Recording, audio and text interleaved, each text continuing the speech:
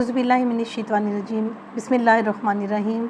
अस्सलाम वालेकुम। उम्मीद है आप सब खैरियत से होंगे। आज हम सूरह आले इमरान की आयत नंबर 23 का तर्जुमा पढ़ेंगे और उसकी तशरीह करेंगे। इन तफसीर की तो कोई हद ही नहीं है कि आप एक छोटी सी बात पर पूरी किताब लिख सकते हैं कुरान पाक की एक आयत पर, क्योंकि ये आफाकी हैं। जो माजी के लिए थी वो हमेशा हमेशा रहने वाली हैं, हमेशा हमेशा के आने वाले वक्त के लिए हैं। तो ये जो है एक कोशिश होती है कि हम उसमें जो मौजूद मैसेज है उसको समझ सकें, क्योंकि कुरान पाक में अल्लाह ताला ने कहा है कि इसको समझें, इस पे गौर करें, और गौर करने वालों के लिए इसमें निशानियाँ हैं, और इसको हर उम्र के लोगों के लिए और हर किस्म का इल्म रखने वाले, मीन के थोड़ी तालीम जिनकी है, जिनकी ज़्यादा है, सब के लिए अल्लाह ताला ने इसको सीखने के लिए आसान कर दिया। कोई अपनी वसअत के मुताबिक इसमें से जितना चाहे इल्म पा सकता है। ये उसकी अपने अंदर की कैपेसिटी है कि वो कितनी वसअत रखता है और इससे वो क्या सीख सकता है। ठीक है, एक बच्चा उसके मुताबिक सीख सकता है, एक बड़ा उसके मुताबिक। क्या आपने उन्हें नहीं देखा जिन्हें एक हिस्सा किताब का दिया गया? एक हिस्सा किताब का, असल जो किताब है वो तो लौहे महफूज में है, और अल्लाह ताला ने जो है वो किताब दुनिया बनने से भी पहले, कायनात की मुअर्रिज़े वजूद में आने से भी पहले अल्लाह ताला ने लौहे महफूज में अपनी किताब में, जिसमें कि सारा इल्म था, अल्लाह ने तमाम तर नौ इंसानी के बारे में उसमें लिख दिया। अल्लाह ने प्लान कर दिया। तमाम किताबें, अपना तमाम इल्म जो अल्लाह ने बतदरीज उतारना था, अल्लाह ताला ने उसमें सारा का सारा मौजूद है।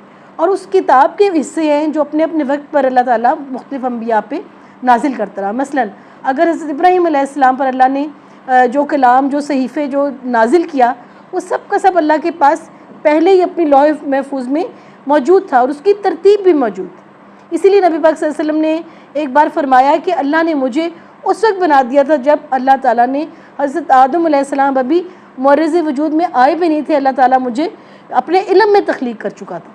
यानी अल्लाह की प्लानिंग में वो नाम लिखा जा चुका था कि पहले नबी हज़रत आदम अलैहिस्सलाम होंगे और आखिरी नबी हज़रत मोहम्मद सल्लल्लाहु अलैहि वसल्लम होंगे। ये सब कुछ अल्लाह ताला ने दुनिया बनने से लेकर उसके ख़त्म होने तक तमाम तर इंसानों का, तमाम तर मखलूक़ात का इल्म अपनी उस असल किताब में लौह महफूज में रखा हुआ है। तो यहाँ पर यही बात बताई गई है कि जो किताबें, जो इल्म नाजिल हुआ, वो अल्लाह ताला ने उस किताब का एक हिस्सा नाजिल किया।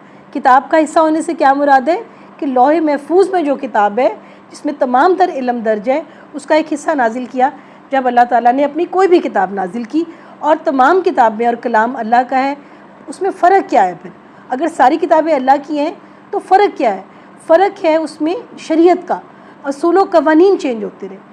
ठीक है, वक्त के साथ असूल व कवानीन में तब्दीली आती रही, और वो वक्त के साथ बेहतर से बेहतर होते गए।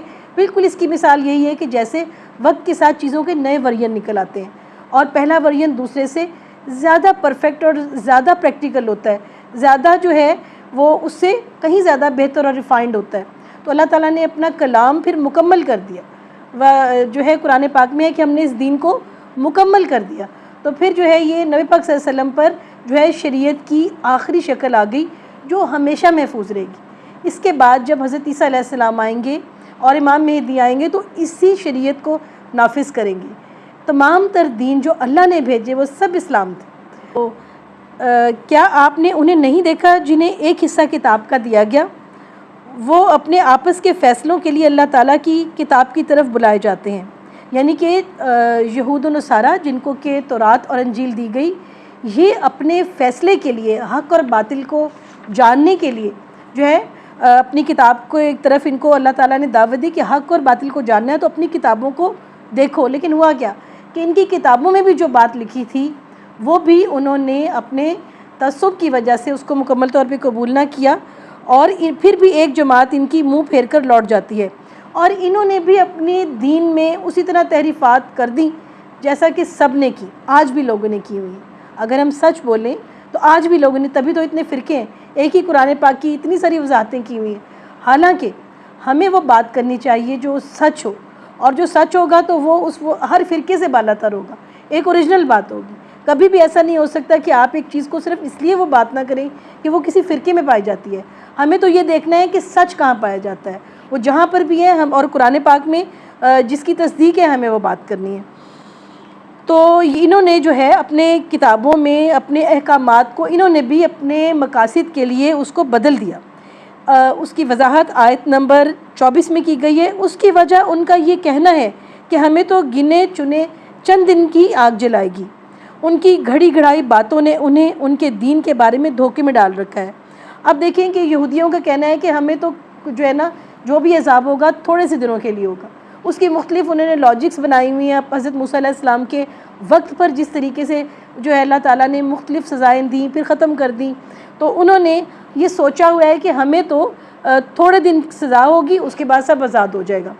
اسی طرح سے جو کرسچنز ہیں وہ ان میں سے کچھ لوگ روزے رکھتے ہیں، کچھ لوگ روزے نہیں رکھتے ہیں.